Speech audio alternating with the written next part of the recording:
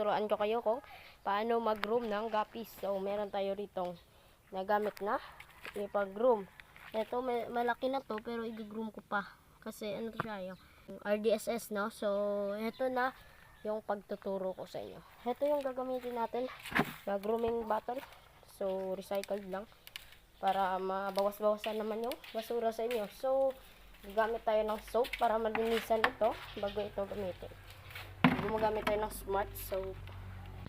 So guys, after cleaning, ito na pala siya. So gagamit tayo ng water. Hindi to galing sa faucet, no? So gamit ito is deep well, no? Kumukuha tayo sa deep well. Kasi kapag sa faucet, meron yung chlorine. Kailangan mo siyang i-stock ng 4 days. Kasi yung chlorine is nakamamatay talaga sa yung isda. So tubig. Kailangan lang natin guys, punuin siya.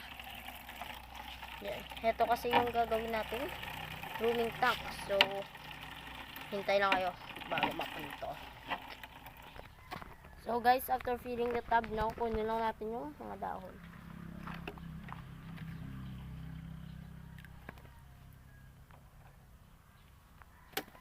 After natin makuha, ulihin na natin yung kailangan natin i-groom. So kuha natin.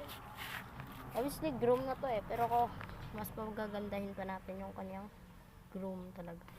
So ito siya. Hanapin natin.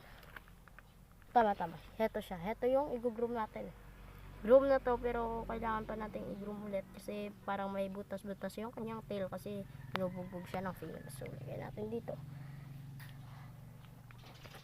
After that, acclimate muna tayo ng 15 minutes.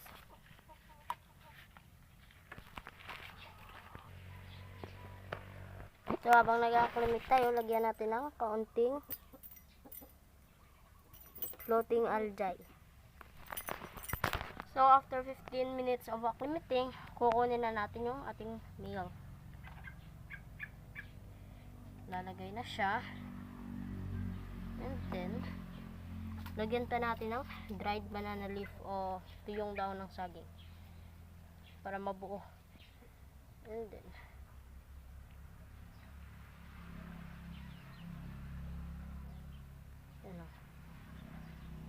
yan.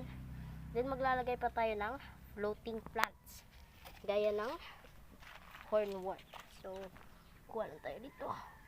Katpang natin yung hornwort. So meron tayong hornwort. Yan. So lagyan lang natin dyan.